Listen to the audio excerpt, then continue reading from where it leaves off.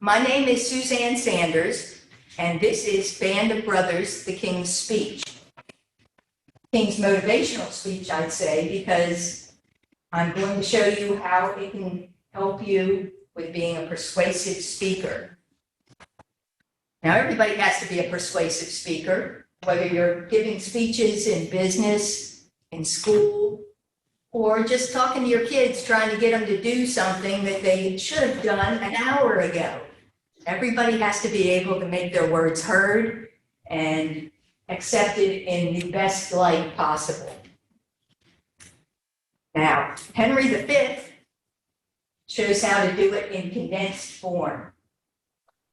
I've got a little version of Henry V here that was put out to the military so that soldiers would be able to be inspired by it. And here's hoping today we'll get a little bit of that. So first off, hands all around. Has anybody seen the video or seen the play, Henry V? We got some. Hi there. It's okay. What's your name? Marilyn. Marilyn. Okay, Marilyn. See. We'll mostly be talking about making speeches because that's the thing that scares most people. But you can use everything I'm saying, just chatting with your family, trying to get a point across with friends, that sort of thing. First thing that you do when you need to make a speech is you need to do your homework. Now, at the very start of the play, Henry V, Henry calls in experts and he says, "Do I have the right to have this war?" He makes sure that he knows the ground that he's going to be fighting on. He makes sure he knows his legal standing. He makes sure he knows that everybody's behind him. He gets the history, gets that all straight. He gets to know his audience. There are two plays before Henry V, all about the young Prince Henry hanging out with lower class people and learning how to speak like them, how to encourage them, what kind of things they're interested in, what kind of things bother them. He learns what makes them laugh. Getting your audience on your side is always important. You all already know a lot of this. You've lived a little while, so you know how to pull people's levers. You know how to make people laugh. You know how to encourage people. You're already practically there. You don't have to go and hang out with Falstaff to be able to figure out how to get along with different people. You've spent your lifetime doing that. So you already have a lot of what you need to be a persuasive speaker.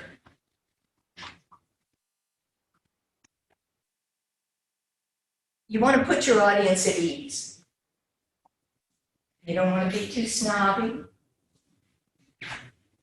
I don't know why I'm spending my time talking to these people. And none of that. You don't want to be too palsy-wowsy, because then you kind of lose their attention. They think, oh, well, this is just, somebody just like any one of my buddies. I can ignore what they have to say. So you want to hit the right note. You want to find out what's on their minds. Earlier in the play, King Henry goes out. It's nighttime before the big battle. He goes and he walks among the people and he asks them, what's on their minds? What are they worrying about? He gives them, as they call it, a little touch of Harry in the night. He just makes sure they see him. They see that he is interested in what they have to say. He asks questions, what's bothering them, how are they doing, comments on their weapons, that sort of thing. And he gets in an argument with some of the soldiers over whether there's the right to be fighting. He hears what they're worried about. and he learns their arguments. If you're going to be persuading people, you need to know what arguments they're going to make. And you need to know what might convince them. It takes a bit of empathy. So empathy is a great thing to have if you're speaking to someone that doesn't automatically agree with you. You need to keep your nerves and your doubts to yourself. Right after Henry goes around talking and milling around with the people, he falls on his knees off by himself and he starts praying, "Not today, dear God, not today. Don't remember all my sins today. Forget all the bad things I've done. Forget all the bad things my father did. I promise I'll make them up to you. I'll build churches. I'll have people say prayers. Whatever you want, just don't hold it against my soldiers today." Basically, he's getting his nerves out. Before you have to go on stage, you have to spend a little time, get the nerves out, loosen up, get rid of that feeling of, I'm so tense I can't think of what to say. Give yourself a chance for that. And give yourself a chance to remember the higher reason that you're there, the main point. That's what Henry does. Now, what else can we learn from Henry? We can learn you have to be the king. You have to be the king. You have to be sure that people will listen. You have to stand up straight, put your chin up, speak up, gesture so the people in the back can see what you're saying. Don't forget the people in the front. Remember that they are there as well. And know that everyone will listen to what you say. You don't have to wave your arms around to get their attention. You just have to present yourself. You have to dress the part. Henry, of course, is wearing his armor. He's wearing his crown. Because the only way you could tell who the king was back then, in the days before photography, was who's got the crown on. Very important to keep track of the crown. You have to pace your speaking. Take a deep breath. You got to remember to breathe. A lot of people, when they get nervous about speaking, they start breathing very fast and their voice gets higher and higher and they get more and more nervous and it kind of snowballs. So what you need to do is remember to breathe. It's good to work from memory if you can, but if you're like me, you need a little backup. That's all right, but you got to remember to look up. Eye contact is very important because we're all in this together. That's his message. We're all in this together. You can move around, but you don't want to be all about. You don't want to be dashing back and forth. Some speakers like to do that sort of thing, but that's more to keep you from listening to what they're saying.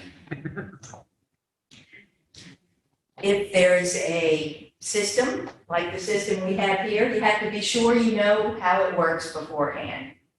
It's a good idea to come in, as I did, in advance and make sure that your equipment works the way that makes sense to you, that sort of thing. If anything's going to go wrong, it'll probably be something in the tech that you don't know how to fix. And if you're lucky enough to have people like Justin here to fix it, that's great. But if you're out there on your own, it can be very nerve-wracking. So definitely check your tech in advance.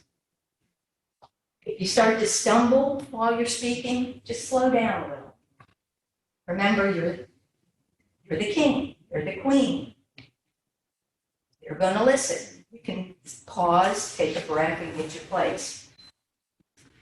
There's a comedian, Ed Gizzard, who says, if you're talking in public or singing in public or anything like that, It's 70% how you look, 20% how you sound, and only 10% what you actually say. That's what people get from speeches. That's from a study that someone somewhere did. With Shakespeare, it's more than 10% in what you say. So we're going to look at the speech to see how to construct a good, persuasive argument in a speech. If you would, put the next slide up there, Justin. So here they are the night before the battle. The English are sick, tired, they've got dysentery, they've been marching and fighting for weeks. The French, on the other hand, are all fresh. They've just turned up, they've been kind of waffling around and betting and talking to each other for a while. And they've just shown up with all their finery, all the greatest new equipment, the strongest war horses, and there are 5 times as many French as English. The English obviously are very unnerved. One of the lords says, "Oh, that we had here 1/10,000 of those men in England that do no work today." And we're going to go through this like an actor would go through this the first time they tried to do this speech. First thing is you got to make sure you know what all the words mean. I underlined the ones that seemed like somebody might not know them. 1/10,000 should be 1/10,000, obviously, if you're writing it correctly. But Shakespeare writes it down the way it sounds. And if you have anything in your speech that you kind of stumble over the pronunciation, spell it out phonetically. You don't want to stumble in the middle of the speech because you can't remember where the accent is in that word. Or if you're using someone's name, make sure you know how to pronounce their name. Henry says, "What's he that wishes so?" That means, who is he that wishes so?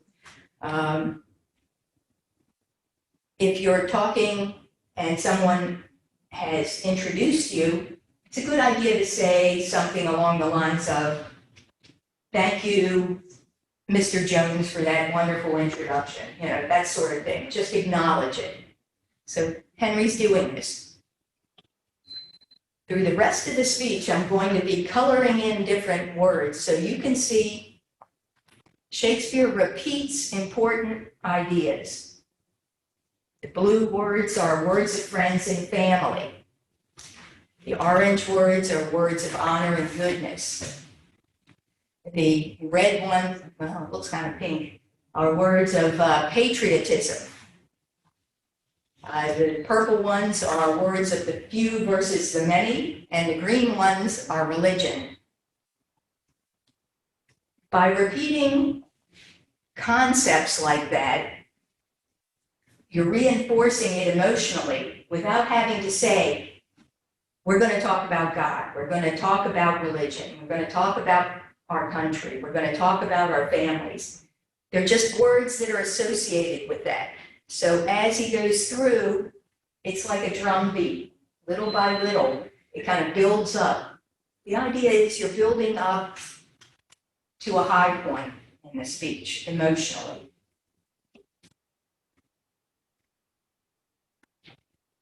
Basically, if you think about it, this speech is a response to a heckler. The king's all set to go, and he overhears his cousin saying, "I don't know how good this is going to be." And if you talk before people, you may get hecklers. You may get people that can't help speaking out and saying something just because they're so clever and something has popped in their heads. It's okay to acknowledge what they said. Henry acknowledges what Westmoreland said, gives a little nod, You don't want to be derailed, is the whole thing. It's okay to make a comment about it and move on, but you don't want to go completely off into whatever this person is talking about. if God forbid you're ever in a situation where you have a for real heckler, somebody who's really trying to disrupt the whole occurrence, it's a good idea in advance to know who you wave to say, can you remove this person? Later on in this speech, Henry does just that. He offers to remove anybody that doesn't want to be there. So he's dealing with hecklers. Yeah. So that's something we can do. Could you put up the next one there? By Jove, I am not covetous for gold. Here we go with the words of religion. You notice he doesn't stick to just Christian religion. You want to be inclusive if you're going to put religion in your story. Another reason he did that was at the time, if you had God's name in your play too many times, you would get fined for blasphemy or possibly worse. So that's where the English started saying, by Jove, and things like that, to take the place of it. Another thing actors do when they're preparing is they paraphrase things. Now this section is a little bit confusing to us nowadays. By Jove, I am not covetous for gold, nor care I who doth feed upon my cost. He's talking about the people whose livelihoods depend on him. It yearns me not if men my garments wear. It grieves me not if men my uniforms wear. He's not worried if people are dressed up in his uniforms. He's not worried about how many servants he has. So if you were going to deliver a talk, you want to make sure you can get it all in your mind what your point is. Actors paraphrase so that they know what the point of the sentences are. You can do what is called an elevator pitch. If you had as much time as you would have in an elevator with somebody and you had to tell them what your argument is, that's your elevator pitch. It's a good idea to be able to condense it down like that. Does anybody want to take a shot at doing a paraphrase? Pick a line, any line. How about if it be no faith, my cuz, wish not a man from England. How would we say that today? Anyone want to take a shot? For real, bro. Don't wish for anything more. Yep, that's it. Yeah, you got it. Once you put it in your own words, then you can deliver it with your own feelings. Even if it's strange language, I mean, sometimes the speech you get is not one that you've written. It's somebody else's words. Maybe you're singing a song that has somebody else's words in it. You can still make it feel like your own, but you have to know what the flow of the message is. God's peace, I would not lose so great an honor as one man more, methinks, would share from me. Geez Louise, I would not give up one share of the goodies, I don't think, as one more person would add to the pile. He talks about his best hope, his hope of going to heaven, his hope of resurrection. That's a pretty strong thing to say back then. The idea of going to heaven pretty much was in the back of everyone's mind. So at this time, it was sort of,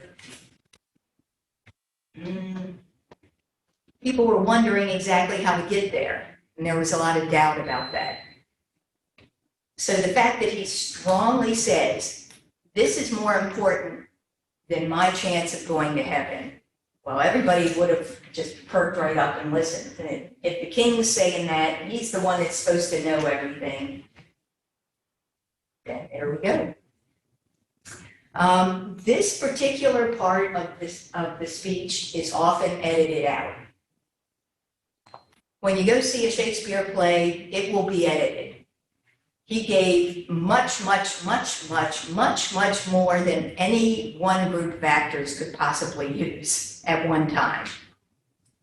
Part of the reason was they would chop off bits of the plays and take them with them to play at bars and inns out in the country. And you had to shorten the story. So they would leave out whole chunks of the story so that it would be fast and you know, they could get in, get out, get on the road before nightfall. So it's a good idea to know if you're giving a speech, what would you leave out without too much trouble? You know, what if the lights go out and there's a delay and you have to wait for the lights to come back on, like the Ravens in the Super Bowl? You know, what do you do while you're waiting?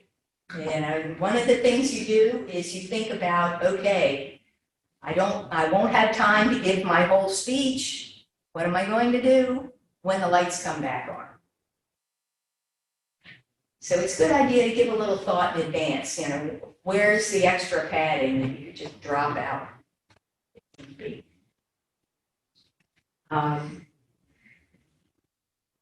Okay, let's go to the next one.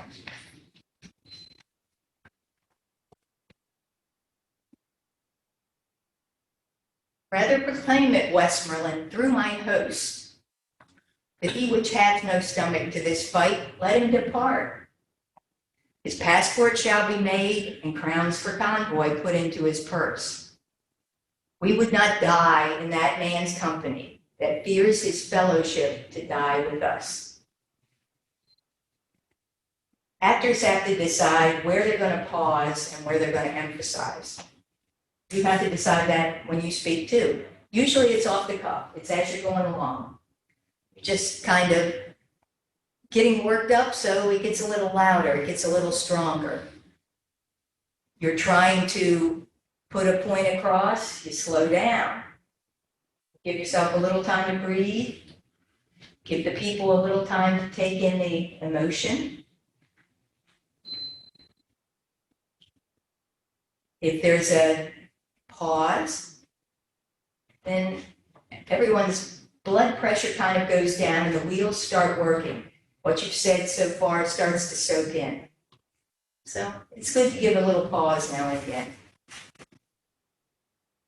In this part about all the passports shall be made and crowns for convoy, basically he's saying, if you're not with us, hit the road.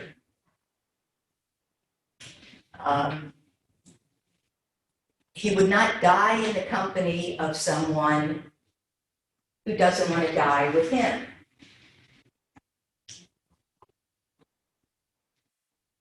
He talks about fear. He talks about being unwilling to fight. He's not afraid to say the negative, but you notice he puts it in a frame that's positive. He says if he just doesn't have the stomach for it, okay, well, we'll take care of it. No big deal. You don't want to smooth over all the scary parts, all the doubts, all the negative stuff that you're trying to talk about. But you want to frame them in a way that gives a positive result. Instead of being scared, he's telling his soldiers, okay, well, you have a way out. You can deal with this by leaving. Anybody want to put their hand up and leave right now with all your other friends standing here, expecting you to stand shoulder to shoulder? Who wants to stand up and be that guy? He knows that nobody's going to take it. Though some versions of the play, they will have one soldier, usually a measly looking little guy, kind of stand up and look very excited and run off. But normally, everybody just kind of looks around like nobody else is getting up, so I'm not getting up.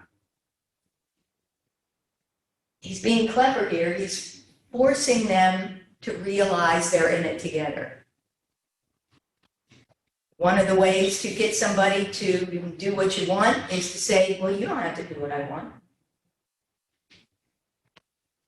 Negative, reverse psychology. That works as well. This day is called the Feast of Crispian. I have a couple of experts here in the front that, and when they came in, they greeted me with Happy St. Crispin's Day. Happy St. Crispin's Day, everybody. Today, the 25th, it's still remembered. For a number of centuries, they celebrated Crispin and Crispian, two brothers, just as Christian martyrs.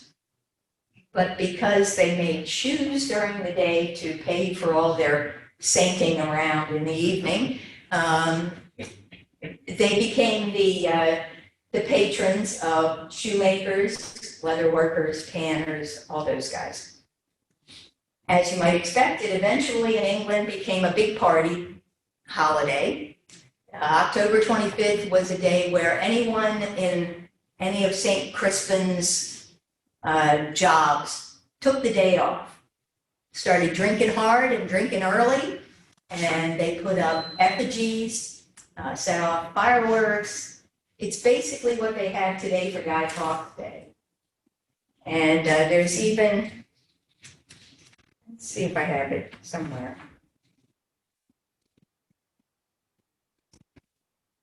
Yeah, I do. They do have a rhyme about it. If ever St. Crispin's Day forget, may my feet never be free from wet. But every dirty street and lane pass through without one bit of soul to either shoe. None of the shoemakers were working that day, and you were out of luck if you needed your shoes fixed. So it's a big party. So all of these guys would have known, okay, if I were back in England right now, it'd be party in the streets. Those guys are just having a good time, and here we are here. And King Henry takes a hold of that holiday and starts turning it around. He says, he that outlives this day and comes safe home will stand a tiptoe when this day is named and rouse him at the name of Crispian. There's another one of those little Shakespeare things where he doesn't write at, he writes a tiptoe, because that makes you think, a tiptoe, it has that sound. He's always combining a little bit more for the actors to play with, a little bit something to do with it. He's got this positive, noble language going on. He's starting to build up the emotion. Okay, Justin? Yeah, next one. Whoops, looks like I edited kind of sloppy there. He that shall live this day and see old age will yearly on the vigil feast his neighbors and say, tomorrow is St. Crispian. There's some argument about that line, on the vigil feast.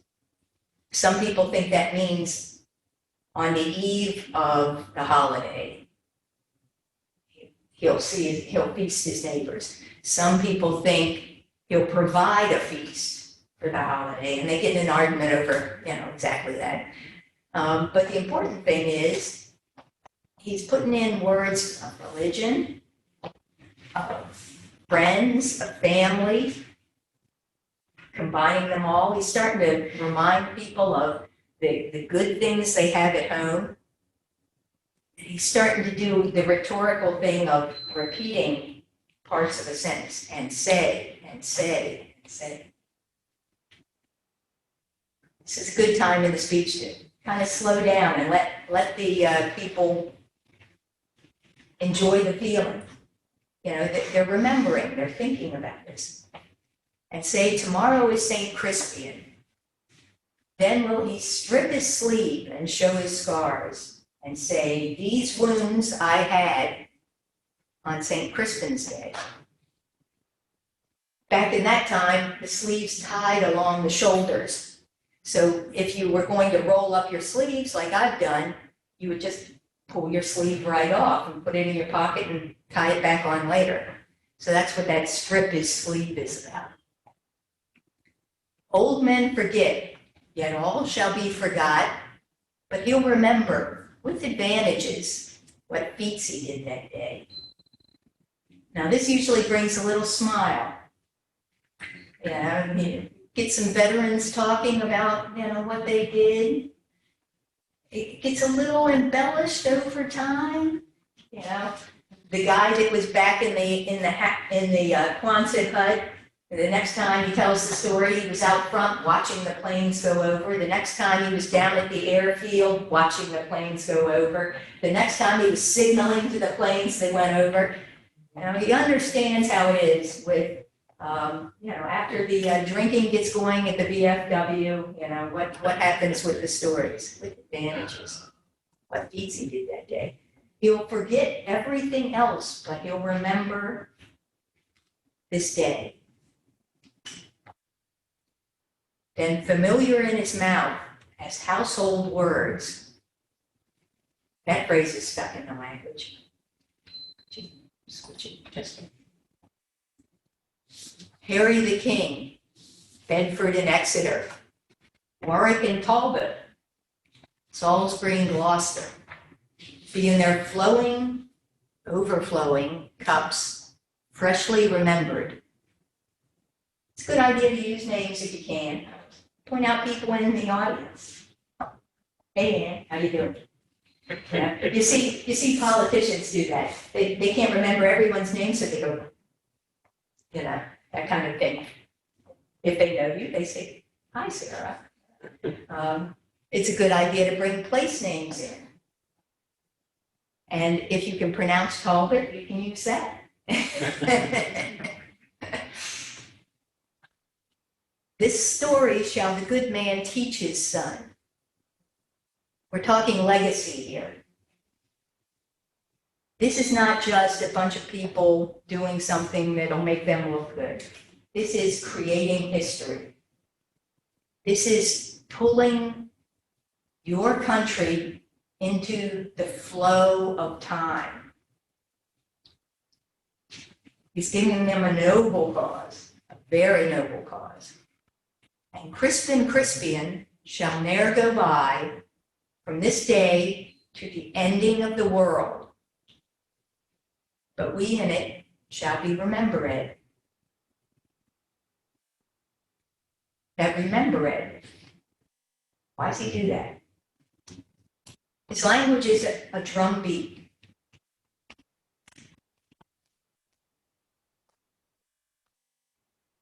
Iambic pentameter, I'm sorry to use the word, we've heard it in school. It's heartbeat, but it's also marching.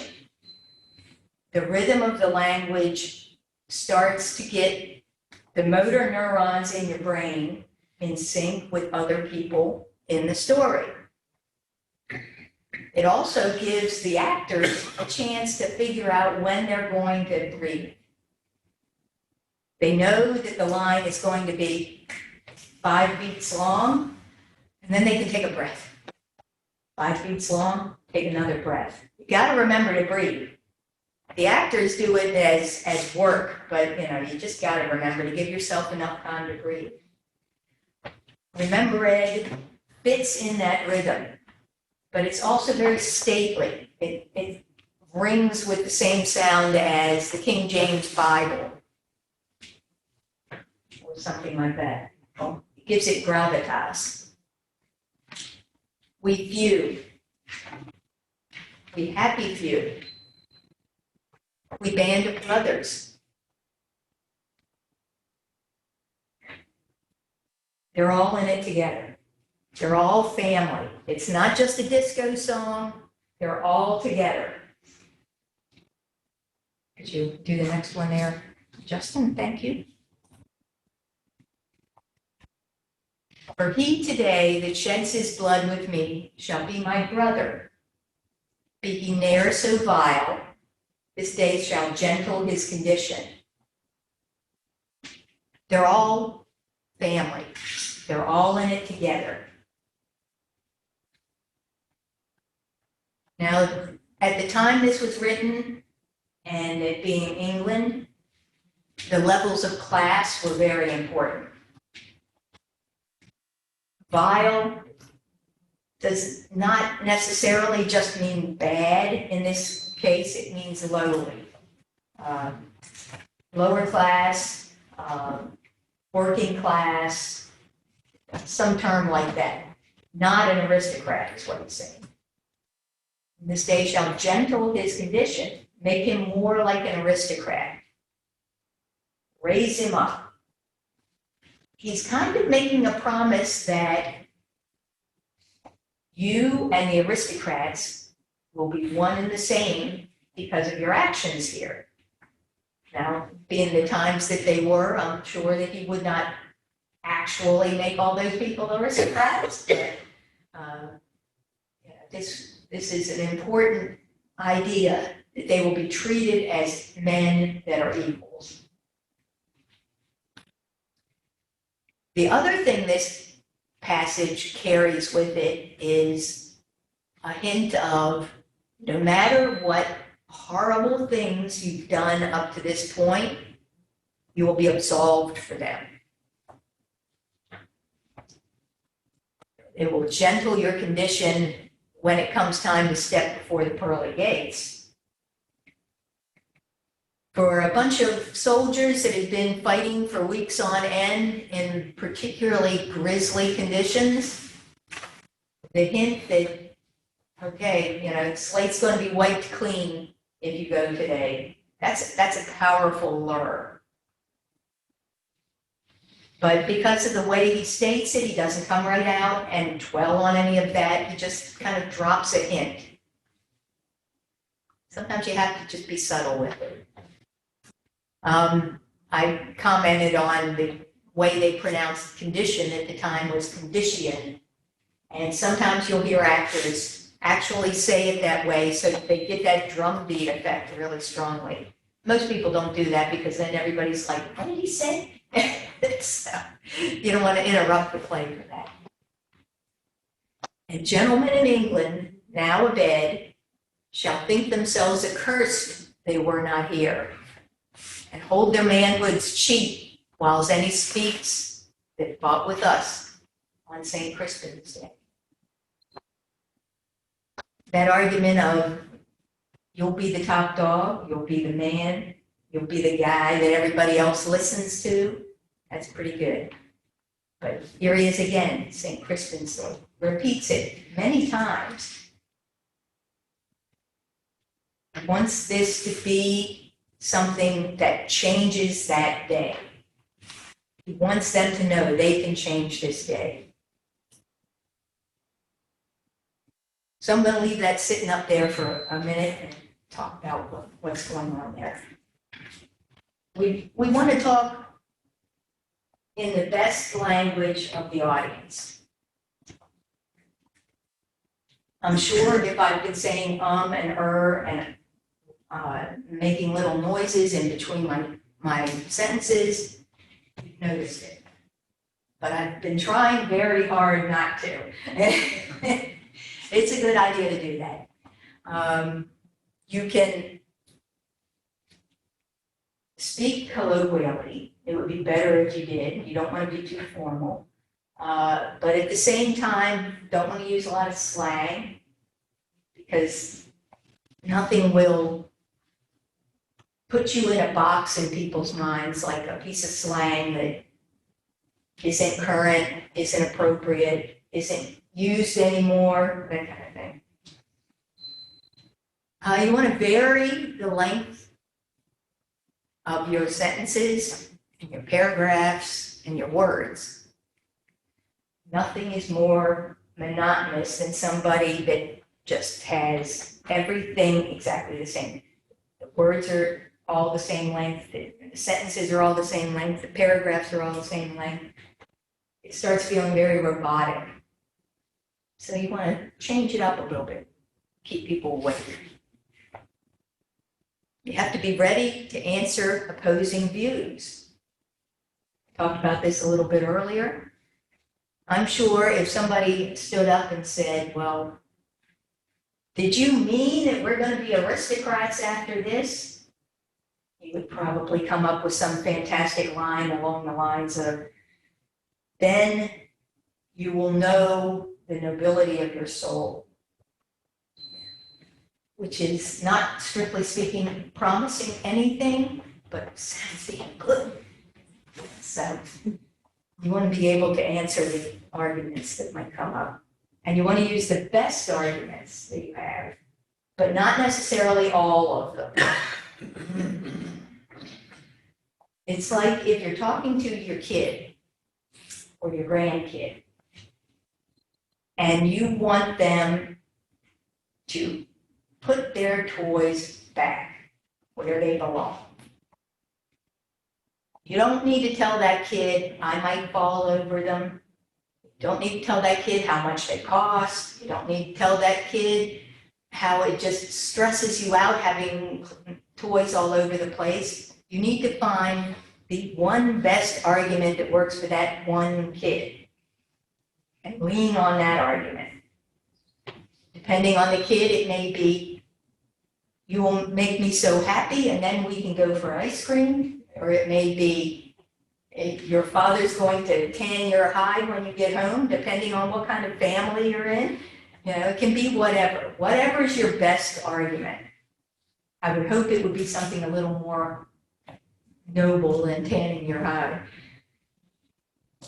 Shakespeare squeezes in a lot of arguments, so let's talk about that.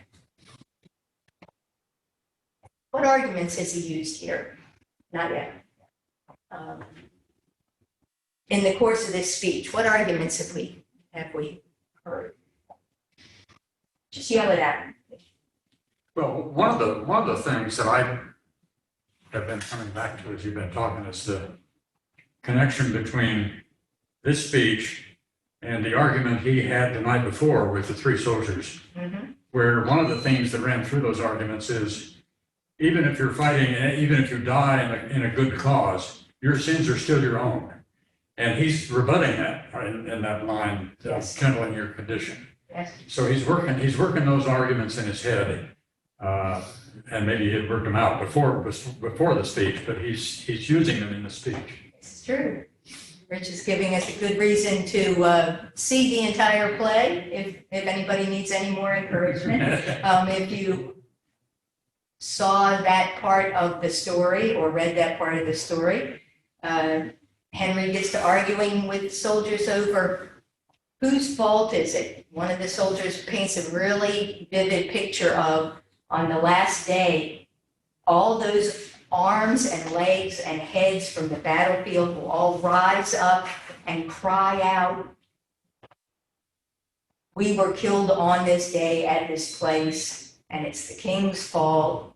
You know, it's just, and Henry refuses to take on that guilt. He says that, you know, everybody's responsible for themselves.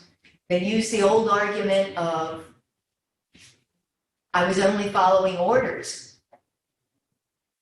And he has to rebut that as well. What other arguments does he use in this speech? He'll say that, he says that if you live in future on the eve or on the anniversary of St. Crispin's Day, you will be proud that you did what you did on this day. Sure, right. Yes. It's pretty nice to think that every single year you have one day that you know you will be proud. That's a nice little gift to give somebody. Any other arguments? Well, peer pressure. This is true. Peer pressure. You don't want to be the one guy going out with the crowns for convoy in your purse while everybody else is still back on the field. But also, they're the band of brothers, right? They're the few, the happy few. They're in it together. Any other arguments? How about their legacy to their sons? They're fighting for home. I think Charlie is saying something, but he's muted. Oh, I was saying the machohood, if you will, manhood cheap, of self-respect. I remember being told somewhere along the line that, you have to face yourself every day when you shave. And if you don't have respect for it, it's going to be a painful exercise. That's a good one. Yep. The idea that other people would curse themselves because they're not as manly as you. Woo. Not only are you the top dog, everybody else wants to be you. That's pretty good. I just want to add something to Charlie, what Charlie just said. I remember speaking with a person who was defrauded, cheated, stolen from by a business partner to a significant Oh my sum. goodness. Unfortunately, he was never able to recover his losses, and it impacted the rest of his life and his family's life. And in telling me this story, he said that the power that he felt, his parting words, literally his parting words to this cheating partner, were these: I want you, you're a man, every day you shave, and I want you, when you look in the mirror, to remember what you have done to me, my wife, and my 2 children. And then he left. And that was really powerful. And hearing him say those words, he was quite emotional for good reason. But it left me with this thinking that there is power in saying something to someone where they can anticipate the future for good or bad. Now, of course, what Henry V is doing here is anticipating a very positive future, for the band of brothers. Just a thought. Yeah, very I'd totally forgotten about that. Yeah. Wow, Until now. that is a very strong thing to say. I like the inspiration that came to him at the moment. Just Because we all know that feeling of walking down the hall and then saying, why didn't I say that? A little around the corner. Yeah, giving him something to think about. You will want your people to go away with something to think about because you're trying to be persuasive. You're trying to stick in their minds. You might have to paint a little picture, like Henry does with his old gentleman, with his tipsy beer mug and one sleeve stripped off and, all his friends around and everybody hooing and hawing. If you paint a picture like that, don't wander off too much. It's usually best to just do like 1 or 2 anecdotes at most, because it's very easy to wander away and get into the details and often it leads. He does talk about personal advantage in here. What might happen to the individual soldiers afterwards, what they might get out of it. I don't remember that. Well, he says that they will be in the same condition as the aristocrats. They'll be the band of brothers, they're all in it together, and we all know each other's names. You're on a first name basis with all these lords. Well, it's obviously got to help you out somewhere. You can at least drop a name and say, oh yeah, I remember when I was hanging out with Bedford and Exeter. Yeah, those were good times. I'm gonna have to go see them again sometime soon. And everybody's like, oh, well, I guess, yeah, okay, we can give you that loan, you know. Yeah, if you know people like that. I mean, he's not making promises per se, but he's kind of hitting the bells of, okay, you're going to be in good circle if you do this. They're all in or they're all out. He's creating a line in the sand around the people there, saying, you know, we're few, but we're special. We're strong enough. We're equipped. We can handle this, and all the goodies will be ours afterwards. So, great arguments there. There'll be blood brothers forever. There's a reason the series about World War II was called Band of Brothers. I mean, that's just very important. And eternal fame. From now to the ending of the world, they'll be remembered. Good. What a package. Let's go. It probably sounds all a little familiar. You're like, what's so unusual about this? Well, because this came beforehand, this influenced a lot of different speeches. It's been the template for the let's go get 'em kind of speech from then till now. I'm going to have to read this one straight out so I don't misquote. But in the Royal Irish Regiment of the English 1st Battalion, there was a Lieutenant Colonel, Tim Collins, on the eve of the Iraq War in 2003. He said, "We are going to liberate Iraq, not to conquer. There are some who are alive at this moment who will not be alive shortly. Those who do not wish to go on that journey, we will not send." Doesn't that sound a little like this speech? What do you hear in there that is like in the speech? Passport shall be made, right? Crowns for convoy in their purse. He acknowledges the danger. That speech was made off the top of his head. Being an Englishman, he'd probably been taught Henry V in school. And so it was still sticking in there. It was taken down by a journalist who was embedded with the troops. He didn't have any papers to work off of, and it became fairly famous to the point where the BBC eventually made a series about the Iraq War, the time leading up to the Iraq War. And Kenneth Branagh, who's one of our guys in the videos, played this guy giving this speech. So come around full circle. There are a lot of movies that are inspired by this speech. Independence Day, where the Bill Pullman, as the president, says, "And should we win this day, the 4th of July will no longer be known as an American holiday, but as the day when the world declared as one voice, we will not go quietly into the night. We will not vanish without a fight. We're going to live on. We're going to survive.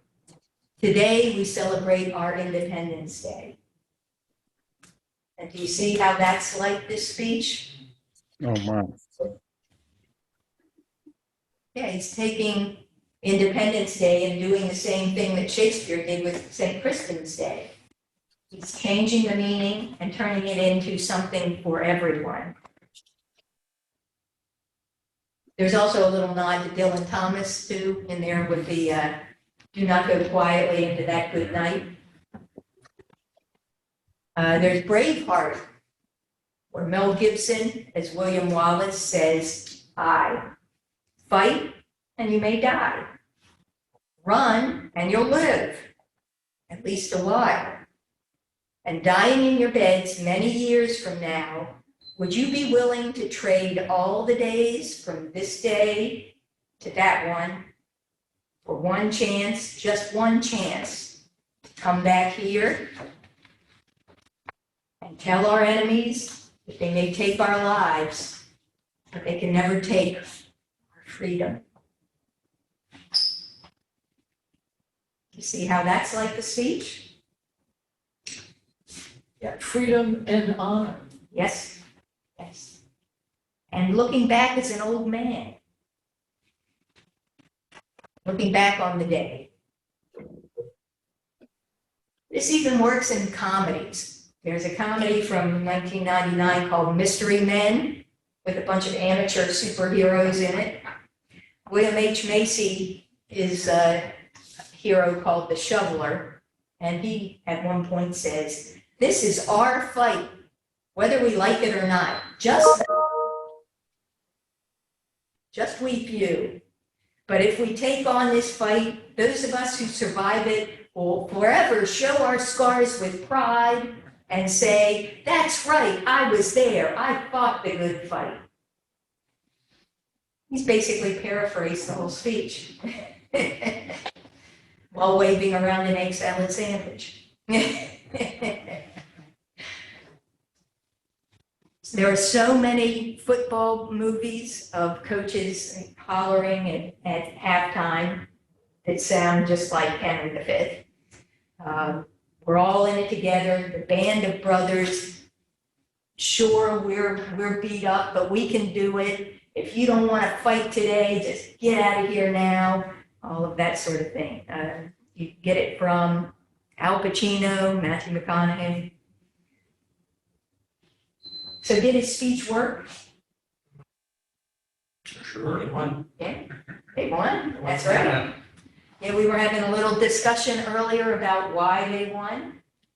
I'd like to think it's because of the speech, but Because of the longbows. longbows and Mud. mud. Yeah. We were discussing all the military aspects of it earlier. Henry did his research in advance. He knew that it was muddy because it had been raining on them for 2 weeks straight. He knew that they all had big, heavy horses, so he had them put out stakes in the ground to stop the horses in advance. He had his archers set to just bury them in arrows. He didn't talk about any of this in the speech. You don't have to let them see all your nuts and bolts. You just have to give them enough to get them rolling on things. And it worked because we're still talking about St. Crispin's Day all this time later. And I usually raise a glass to Agincourt and the guys that were there.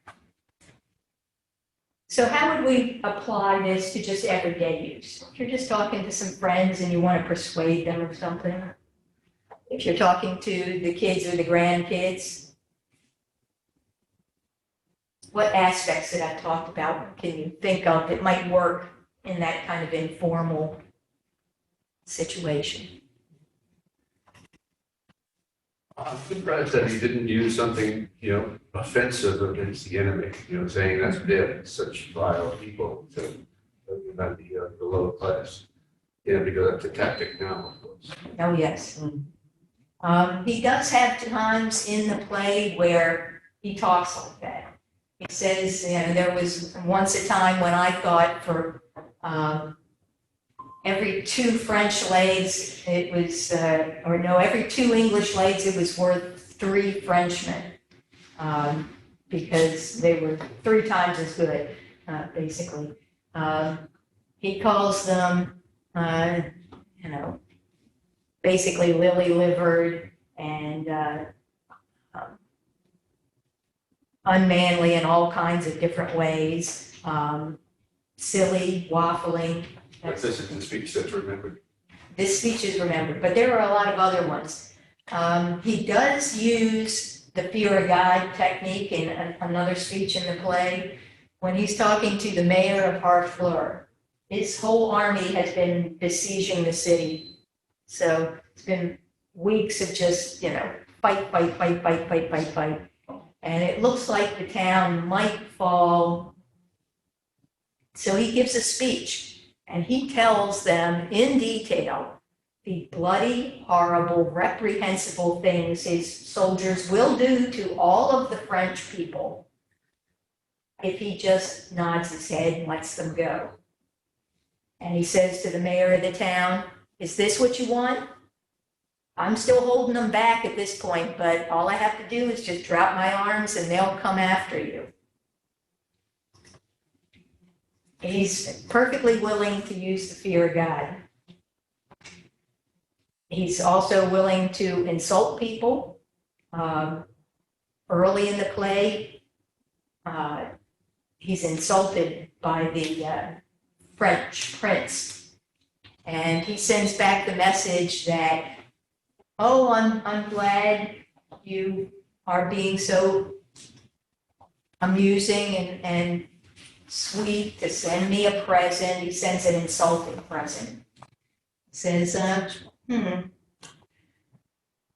when all of those widows are left in France because of your words, when all of those children have no fathers because of your words, so many more will cry than laugh at your joke. He's perfectly willing to be nasty to people, insults people. He uses what's necessary. But in this case, he's asking the men to do above and beyond the usual call of duty. So he doesn't just want them to be angry. He doesn't just want them to be mad or full of hatred for the French. He needs them to be their best selves. So he comes up with something like this. Well, if you're talking to kids, one of the things you want to do is get down to their level. You don't want to be hovering over top of them. You know, you might give them something to play with while they're talking to you. You might want to have a talk while you're in the car, when you're not eye to eye. Now, eye contact works really well with little kids because then you can tell they're actually listening in some respect. You have to make sure that the little wheels are turning. But with teenagers, I found the car is a wonderful invention because you can talk and nobody has to see one another and nobody has to see the other person going and making faces and rolling eyes and all of that. So you want to repeat yourself, but in such a way that it's not, you're saying the same thing over and over again. You want to repeat the high points. Paint a picture. Usually something visual works a little better with little kids. You want to have the humor in it, and we get a little bit of humor. If you're talking to your friends, humor is probably the best way to go if you're trying to persuade them or something. But you want to keep it focused. Don't go on for too long. Could you switch it to the next one there, Justin? Let's see Shakespeare's inspiration. What was he working from? This is a quote from the history book that supposedly gave him the idea for this play. King Henry V heard one of his hosts utter his wish to another thus: "I would to God there were with us now so many good soldiers as are at this hour within England." You notice how Shakespeare turned it into "as many men as do no work today." He changes it up. He makes it in its own language. The king answered, "I would not wish a man more here than I have. We are indeed in comparison to the enemies but a few. But if God of his clemency do favor us and our just cause, as I trust he will, we shall speed well enough." Well, nobody's going to give a big cheer at the end of that speech. Obviously, Shakespeare used all his skills to turn it into something that would bring the house down. He puts it in his own language. And that's That's the important part about that. May I ask a question? Sure.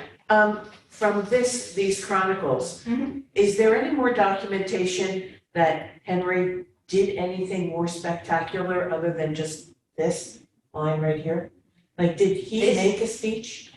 He made, you know, Not in the play, but before the in battle? actuality, Yeah, well, he was known to cheer his men on, but they have not recorded any specifics of what he might have said. This is the only comment that he heard someone of his host. It doesn't even say who it was. It might have been a soldier. It might have been, one of the lords.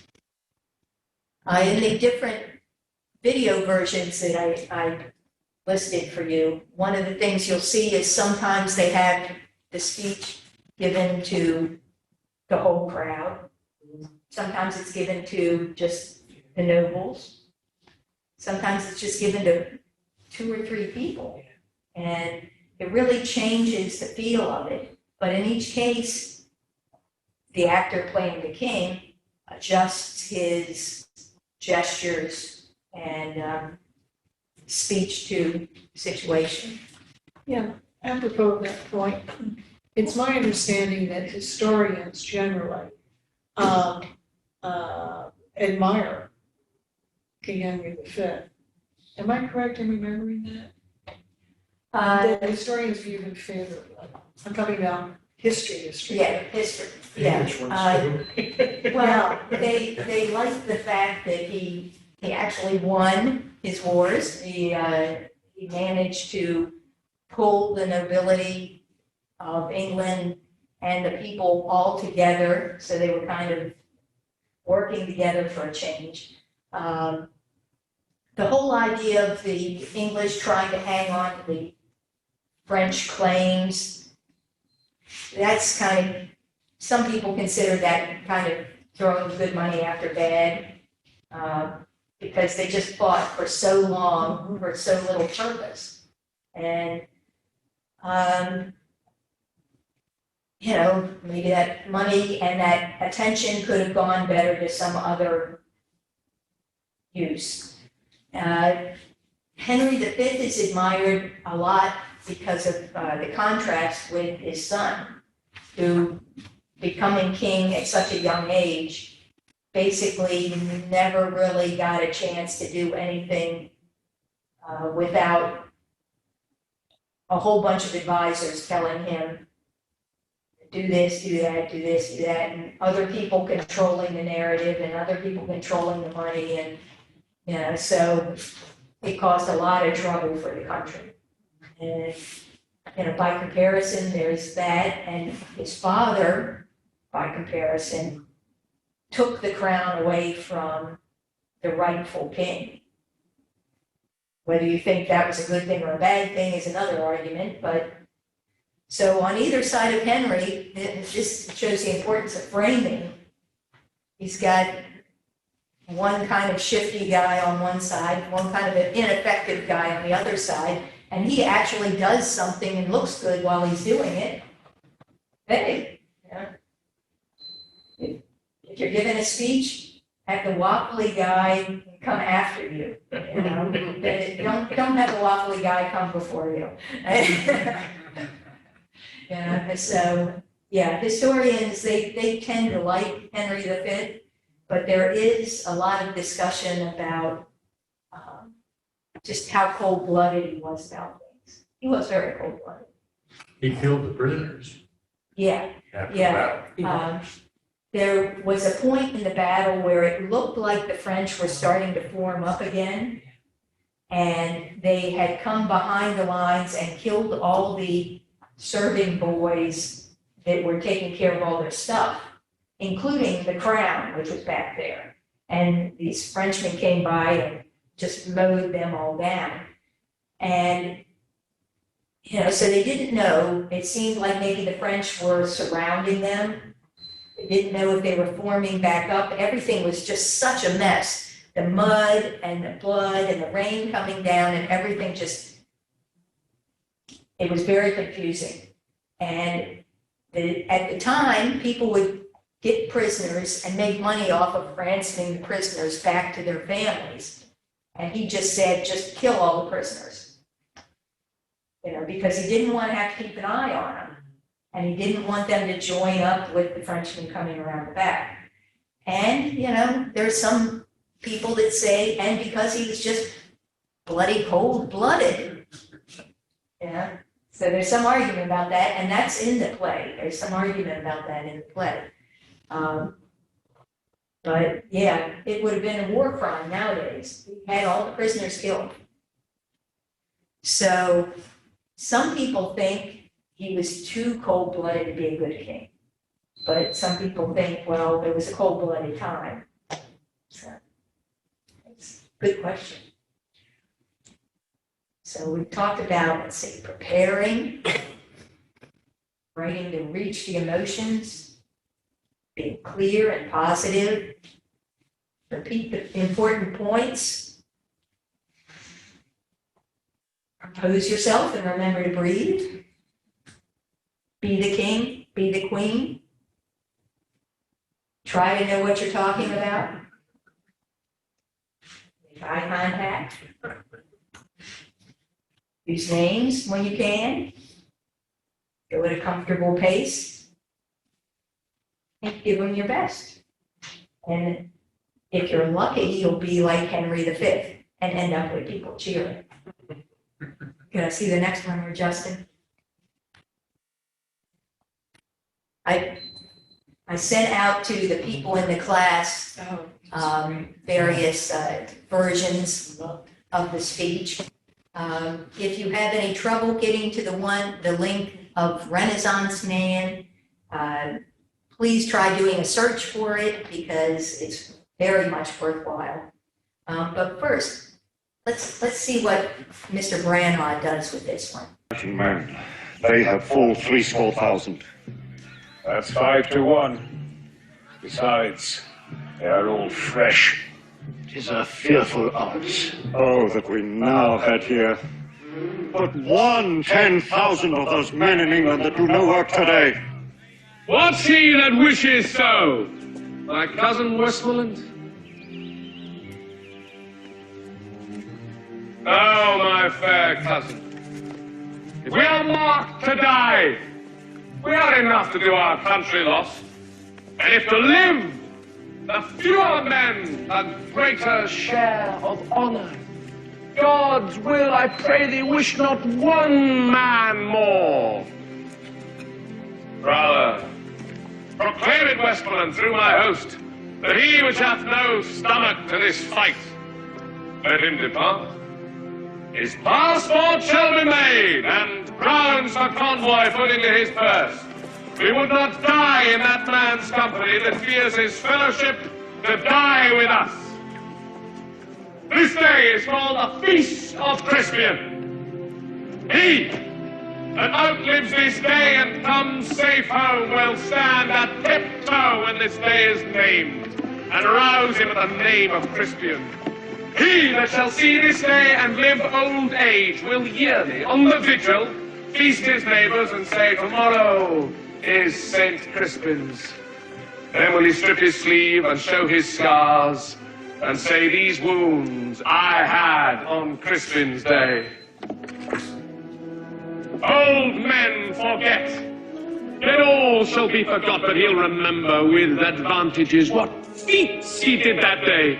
Then shall our names, familiar in their mouths as household words, Harry the King, Bedford and Exeter, Warwick and Talbot, Salisbury and Gloucester, be in their flowing cups freshly remembered. This story shall the good man teach his son, and Crispian shall ne'er go by from this day to the ending of the world, but we in it shall be remembered. We few, we happy few, we band of brothers, for he today that sheds his blood with me shall be my brother. Be he ne'er so vile, this day shall gentle his condition. And gentlemen in England now abed shall think themselves accursed they were not here, and hold their manhood's chief while Denny speaks that fought with us upon St. Crispin's Day!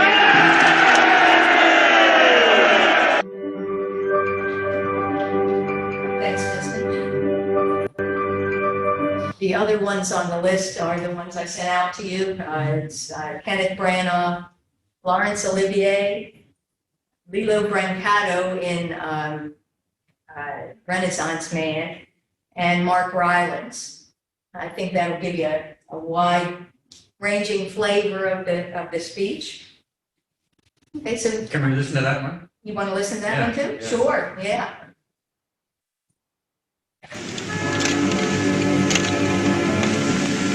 Oh, that we now had here but 1/10,000 of those men in England that do not work today. What's he that wishes so? My cousin Westmoreland? No, my fair cousin.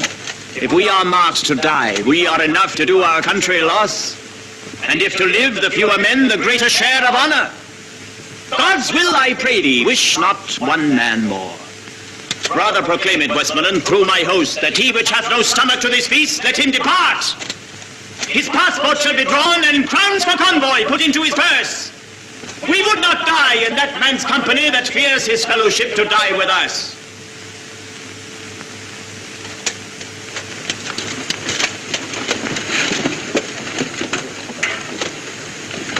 This day is called the Feast of Crispian. He that outlives this day and comes safe home will stand a tiptoe when this day is named, and rouse him at the name of Crispian. He that shall live this day and see old age will yearly on the vigil feast his neighbors and say, tomorrow is St. Crispian. Then will he strip his sleeve and show his scars and say, these wounds I had on Crispin's day. Old men forget, yet all shall be forgot, but he'll remember with advantages what feats he did that day. Then shall our names, familiar in his mouth as household words, Harry the King, Bedford and Exeter, Warwick and Talbot, Salisbury and Gloucester, be in their flowing cups freshly remembered. This story shall the good man teach his son, and Crispian shall ne'er go by from this day to the ending of the world, but we in it shall be remembered. We few, we happy few, we band of brothers. For he today that sheds his blood with me shall be my brother, be he ne'er so base.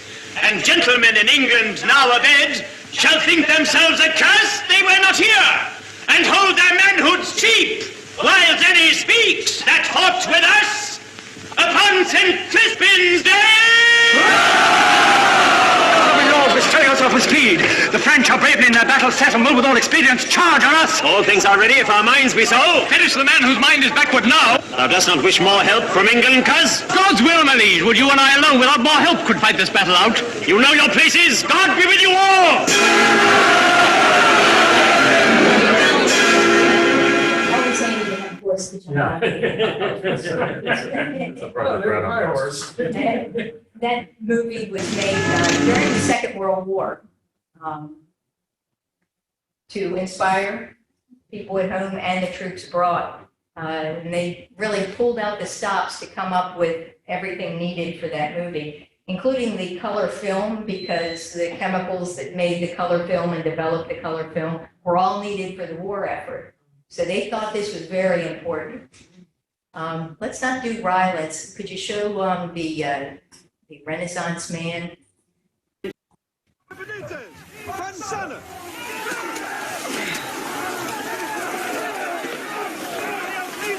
Private Benitez, New York.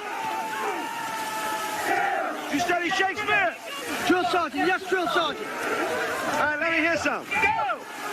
I said I want to hear some. Let's go. He that lives. Come on, what was that? I can't hear it. Come on, go!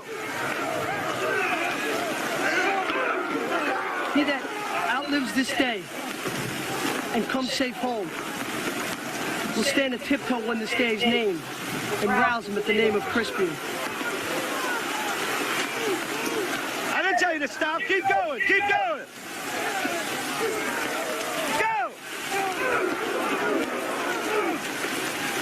He that shall live this day and see old age will yearly on the vigil feast his neighbors and say, tomorrow is St. Crispin. Then will he strip his sleeves, show his scars, and say, these wounds I had on St. Crispin's day. Old men forget, yet all shall be forgot. Well, he'll remember with advantages what feats he did that day. Then shall our names, familiar in his mouth as household words, Harry the King, Bedford and Exeter, Warwick and Talbot, Salisbury and Gloucester, be in their flowing cups freshly remembered. And this story shall the good man teach his son, and Crispin shall ne'er go by, from this day to the ending of the world. For we in it shall be remembered. We few, we happy few, we band of brothers. For he today that sheds his blood with me shall be my brother. The gentlemen in England now abed shall think themselves accursed they were not here, and hold their manhoods cheap, whiles any speaks, who fought with us upon St. Crispin's Day.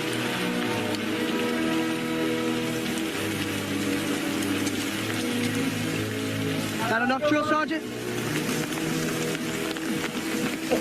Yes, Benitez. Good.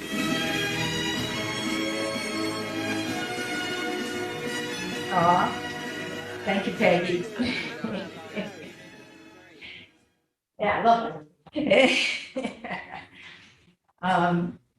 You notice he's just doing it in his own voice. You don't have to sound like somebody high and mighty. You don't have to put on a, as they say in England, posh accent to give a good talk. Speak as yourself. So, questions? What's next? Oh, I'll have to give that some thought. Cavalier. Ooh, I'm going to see that in February in the Shakespeare Theater in DC. Patrick Page is playing. He is a stunning actor. In February. Yeah, in February. You might see me. Yeah, it's good. Any questions, Charlie, Peggy? Excellent. Let me also move. Wait, Charlie, up there, wait. It Yeah. reminds me of a moment in my life anyway when we were given a speech by that. We had a terrible football team in my high school years, and we were 0-6 for going into the final game. And our coach gave us a rousing speech about playing our grand rival. And we went away. It was an away game. And we scored early and recovered a fumble, and we had great hopes, and our spirits soared, and we went on to ignominious defeat. We returned back to the campus and late, and everybody was in the dining room. Sorry. And we came into the dining room. The whole school stood up and applauded the defeated team. And it was a memory I'll never forget, because despite our loss, we all were proud that we fought well and that the school honored our effort. It's very touching.